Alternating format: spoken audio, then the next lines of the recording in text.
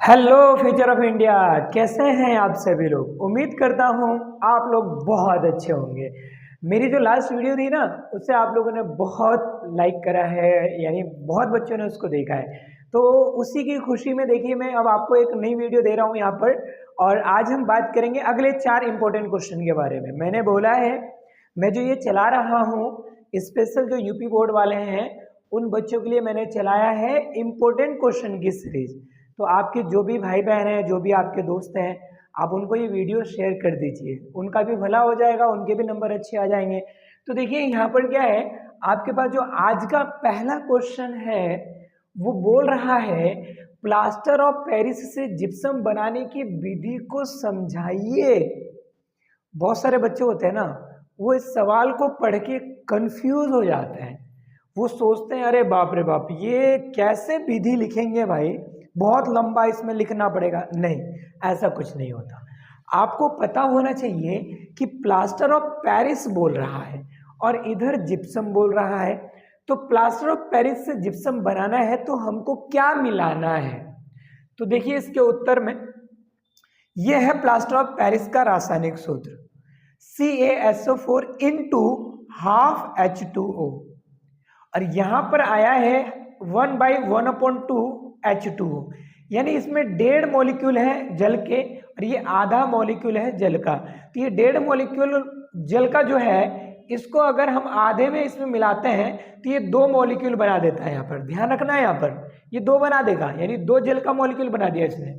अब यहाँ ध्यान दीजिए, जब प्लास्टर ऑफ पेरिस ने जल के साथ अभिक्रिया करी तो जिप्सम को इसने बना दिया। मैंने बोला था कि आपको रासायनिक सूत्र और रासायनिक नाम ये बहुत ज़रूरी है, आपको आना ही चाहिए। मैं व्हाट्सएप ग्रुप में शेयर कर दूंगा, आप व्हाट्सएप ग्रुप को बहुत जल्दी ज्वाइन कर लें। मैं व्हाट्सएप ग्रुप में शेयर कर दूंगा जो भी रासायनिक सूत्र रासायनिक नाम की लिस्ट है। तो अब देखिए यहाँ पर, तो CaSO4 into half H2O 1/1/2 H2O, तो क्या बना दिया CaSO4 इंटू 2 H2O। तो ये आ गया आपके पास प्लास्टर ऑफ पेरिस से जिप्सम बनाने की विधि। परीक्षा में आपको जो भी ऐसे लिखोगे ना समीकरण, तो आप ऐसे बॉक्स में उसको बंद कर देना, थोड़ा अच्छा लगता है। और एक चीज ध्यान रखना है, कहीं कहीं आपको मिलेगा यहाँ पर छोटा सा S लिखा हुआ ब्रैकेट में। जब भी छोटा सा S मिलेगा ना आपको लिखा हुआ ब्रैकेट में, तो समझ जाना ये सॉलिड है, यानी ठोस अवस्था में है। और यहां पर मिलेगा तो यहां पर क्या लिखा होगा, L लिखा होगा। तो L का मतलब क्या हो गया, ये जल है, यानी द्रव रूप में है। ये द्रव रूप में है और ये सॉलिड रूप में है। अगर ये इन दोनों का मिक्सचर आया है तो कहीं कहीं जिसे बोलते हैं ना हल्का सा, थोड़ा नॉर्मल सा उसमें मतलब पानी मिला हुआ होता है, तो हम उसको एक्वस बोलते हैं। AQ लिखते हैं, वहां पर AQ का फॉर्म लिखते हैं, घबराइएगा नहीं, ठीक है ना। और बिल्कुल सॉलिड बना देगा तो S लिख देंगे, तो वहां पर क्या आएगा, S आता है। ये L मतलब लिक्विड होता है। तो कहीं कहीं लिखा होता है तो आप लोगों को घबराना नहीं है, ठीक है।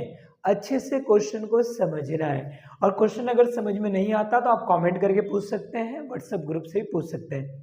चैनल को सब्सक्राइब कर लीजिए, नीचे इधर सब्सक्राइब लिखा होगा उस पर दबा दीजिए, और उधर एक घंटी का निशान होगा, उस घंटी को भी दबा दीजिए, क्योंकि जैसे ही मैं वीडियो अपलोड करूंगा ना आपके पास तुरंत मैसेज चला जाएगा। तो चलिए इसको नोट कर लीजिए। अब हम बात करते हैं प्रश्न संख्या 2 के बारे में, ठीक है। तो चलिए अब हम बात करते हैं प्रश्न संख्या 2 के बारे में। कितना प्यारा सा क्वेश्चन है, कह रहा है प्रश्न संख्या 2 है, निम्नलिखित रासायनिक समीकरण को संतुलित कीजिए। तो एक समीकरण A है और एक समीकरण B है। मैंने 2 समीकरण में आपको जा रहा हूं सिखाने, बाकी किताब में जितने और समीकरण है आपको इसी हिसाब से प्रैक्टिस करना है, ठीक है।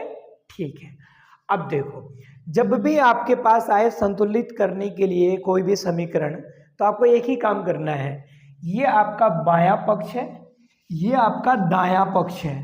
तो बाएं पक्ष में जितने भी आपके तत्व होंगे ना, वो दाएं पक्ष में जितने तत्व हैं उसके बराबर होना चाहिए, तभी संतुलित होगा।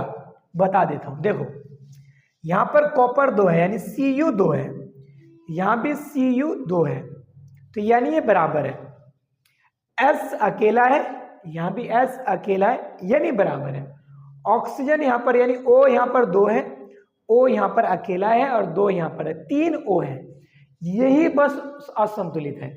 अब इसको संतुलित करने के लिए का तिक्रम लगाएंगे अब यहाँ पर। तो देखो तिक्रम में कुछ नहीं करना है, Cu2S लिख देना है प्लस O2 लिख देना है और Cu2O कर देना है, SO2 कर देना है। अब ढूंढना है कि मुझे ऑक्सीजन को बराबर करना है, तो मैं यहाँ 3 से मल्टीप्लाई करा देता हूँ। देखो मुझे थोड़ा प्रैक्टिस है, आप कोई प्रैक्टिस हो जाएगी, बस सीख लो, ठीक है।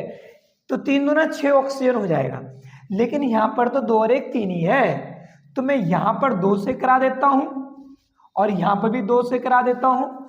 तो 2 दूना 4 ऑक्सीजन और 2 एकम 2, 6 ऑक्सीजन हो गए।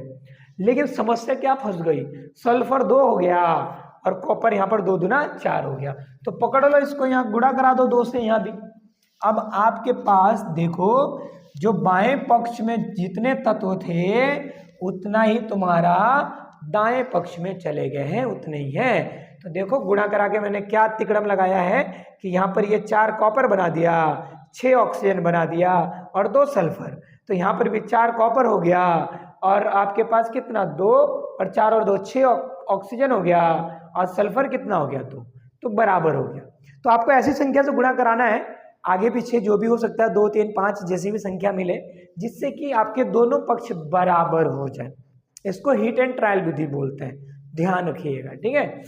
अब इसके बाद देखिए इसमें MgCl2 है, AgNO3 है, MgNO3 का होल ट्वाइस है, AgCl है। तो बाएं पक्ष में देखो Mg बाएं दाएं दोनों में बराबर करना है, तो इधर भी अकेला है ये भी अकेला है, बराबर है। Cl 2 है और यहाँ Cl 1 है, गड़बड़ हो गया, अब असंतुलित हो गया। अब क्या करते हैं, Ag अकेला है, Ag अकेला बराबर है, NO3 अकेला है, NO3 यहाँ पर 2 है, गड़बड़ है। तो यानी क्या करते हैं, चलिए अब इसको बहुत प्यार से हल कर देते हैं। MgCl2 AgNO3 और यहाँ MgNO3 का होल ट्वाइस प्लस AgCl, लो भाई नकल मार दिया।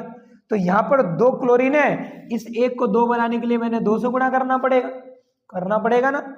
अब उसके बाद NO3 यहाँ पर 2 है, Ag 2 हो गया, तो यहाँ पर 2 से करा दो। लो भैया आपके पास ये समीकरण संतुलित हो चुकी है। इसमें अब आपको कोई भी प्रॉब्लम नहीं होनी चाहिए मेरे भाई मेरे दोस्त, कुछ भी प्रॉब्लम नहीं होना चाहिए, बहुत सिंपल है। इसी पर पूछता है द्रव्यमान संरक्षण का नियम क्या है, तो मास संरक्षण, अलग अलग भाषा बोल देता है वो, बच्चे कंफ्यूज जाते हैं। उसका यही है कि बाएं पक्ष में जो भी तत्व है, दाएं पक्ष में जो तत्व है, दोनों के द्रव्यमान बराबर होने चाहिए। अब द्रव्यमान की बात कर रहा है तो मैं यहाँ तत्वों की बात कर रहा हूँ, इसके अणु निकाल देता हूँ, परमाणु क्या बोलते हैं, अणुभार।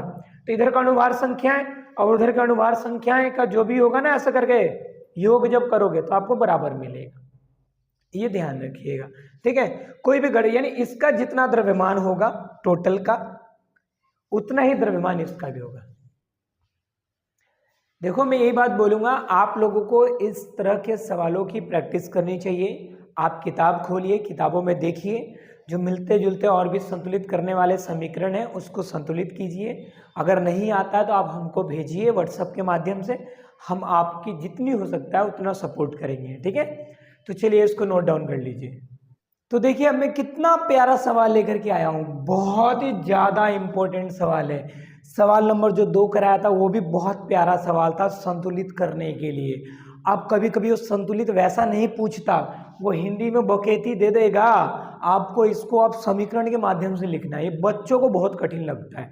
तो घबराना नहीं है, कह रहा है कि निम्नलिखित अभिक्रियाओं के लिए संतुलित समीकरण दीजिए। तो पहला बोला है तनु सल्फ्यूरिक अम्ल दानेदार जिंक के साथ अभिक्रिया करता है।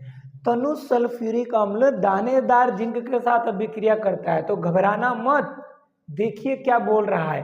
तो तनु सल्फ्यूरिक अम्ल दानेदार जिंक के साथ, तो सल्फ्यूरिक अम्ल लिखने पहले लिख दो भाई H2SO4, ये तनु है, तनु का मतलब होता है थोड़ा सा कम पावरफुल है, ठीक है ना, यानी कम पावर वाला है। दानेदार जिंक का मतलब खाली Zn लिख दो, तो ये क्या बना देगा, देखो भैया ZnSO4 बना देगा, Zn और यहाँ से SO4 प्रतिस्थापित हो जाएगा, ये बना देगा। अब प्लस क्या बना देगा H2, और कहीं कहीं ध्यान रखना, ऐसा एक तीर, उड़ता तीर दे के रखेगा, समझ जाना जब भी उड़ता तीर होगा, ऊपर की तरफ तीर होगा, तो वह गैस है। क्या है? उसका रूप गैसीय है। तो जैसे कि ये हमारे पास तनु सल्फ्यूरिक अम्ल है। क्या है ये? तनु सल्फ्यूरिक अम्ल है। और ये क्या है? जिंक है। तनु सल्फ्यूरिक अम्ल जिंक के साथ अभिक्रिया बना करके जिंक सल्फेट बना दिया, जिंक सल्फेट बना दिया, और हाइड्रोजन गैस को इसने बाहर निकाल दिया। समझ गए मेरे भाई मेरे दोस्त? यहाँ तो कोई प्रॉब्लम है कि ये जिंक सल्फेट और ये हाइड्रोजन गैस, घबराना नहीं है बिल्कुल भी। तो बस यही अभिक्रिया वो पूछ रहा था। कभी कभी वो इस अभिक्रिया को ऐसे भी पूछ देता है बदल करके। कैसे पूछेगा? ये जिंक देखो धातु है और ये एक अम्ल है। धातु जब अम्ल के साथ अभिक्रिया करता है तो क्या बनाता है? तो धातु जब अम्ल के साथ अभिक्रिया बनेगा, धातु जब अम्ल के साथ अभिक्रिया करेगा तो हाइड्रोजन गैस निकालता है। ये ध्यान रखना, कभी पूछ लेगा डायरेक्ट, इधर से भी घुमाओ इधर से भी घुमाओ, घुमा घुमा के पूछेगा, घूम जाओगे नंबर भी तुम्हारे घूम जाएंगे। इसलिए थोड़ा प्यार से प्रैक्टिस कर लेना, ठीक है? कोई दिक्कत है यहाँ तक? कोई भी दिक्कत नहीं होना चाहिए, ठीक है? कोई दिक्कत होगा तो आप कांटेक्ट कर सकते हैं हमसे, पूछ सकते हैं डाउट को कभी भी, ठीक है? तो अब देखिए अगला है, सोडियम ऑक्साइड को जल में घोला जाता है। तो सोडियम ऑक्साइड का फॉर्मूला लिख दीजिए Na2O। जल में घोला जाता है तो H2O हो जाएगा जल। तो क्या बना देगा यहाँ पर? 2NaOH बना देगा। समझ गए या नहीं समझे? तो देखिए यहाँ पर एक ऑक्सीजन, ये रहा एक ऑक्सीजन है, दो ऑक्सीजन, तो दो ऑक्सीजन हो गया। सोडियम 2 है, सोडियम 2 हो गया। हाइड्रोजन 2 है, हाइड्रोजन 2 हो गया। क्योंकि उसने बोला था निम्नलिखित अभिक्रियाओं के लिए संतुलित समीकरण लिखिए।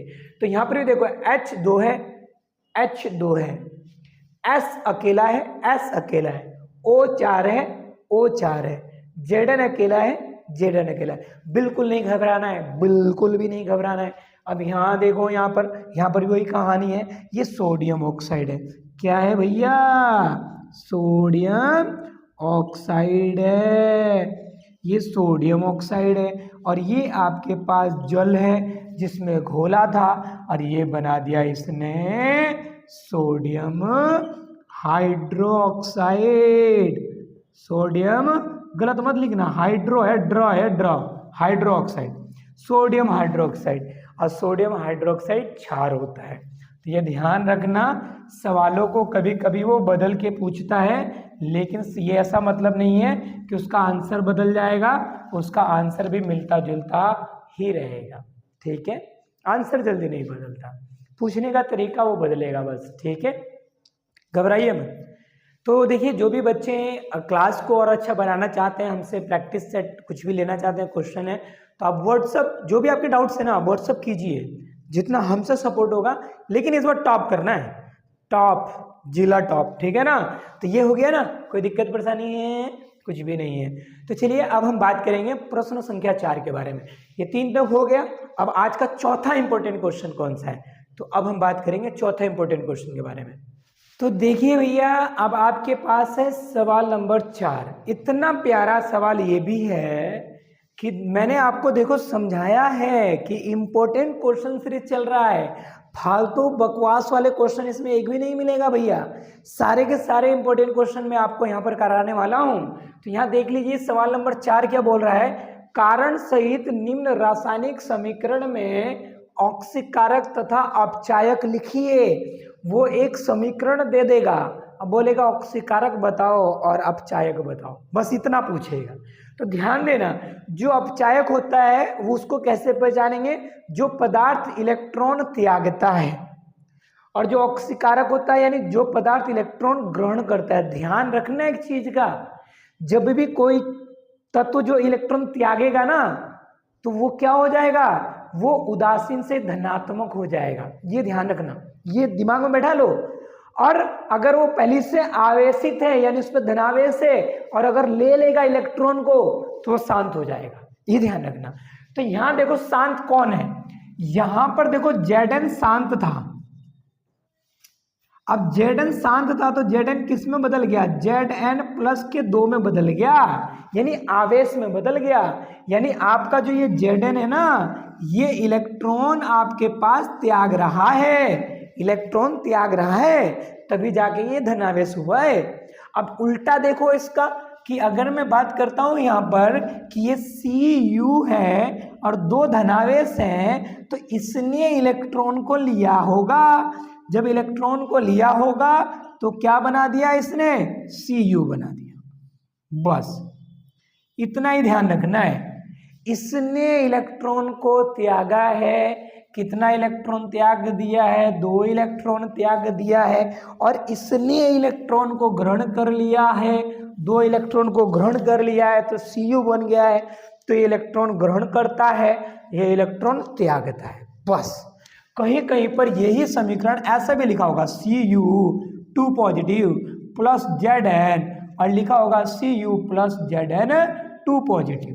तो कभी कभी ऐसे भी ये समीकरण को लिखता है। लिखने के कई सारे तरीके हैं, घबराना नहीं है।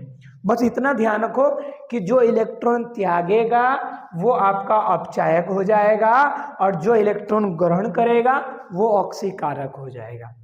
क्योंकि उपचयन और अपचयन अभिक्रिया में ना प्रॉब्लम ऐसी आई थी, बच्चे कंफ्यूज हो जाते हैं, यार हाइड्रोजन ऑक्सीजन कौन त्यागेगा कौन लेगा, कौन त्यागेगा कौन लेगा, तो वहां पर भी यही समस्या है। तो ये इलेक्ट्रॉन के रूप में भी है और उधर ऑक्सीजन और हाइड्रोजन के रूप में भी है।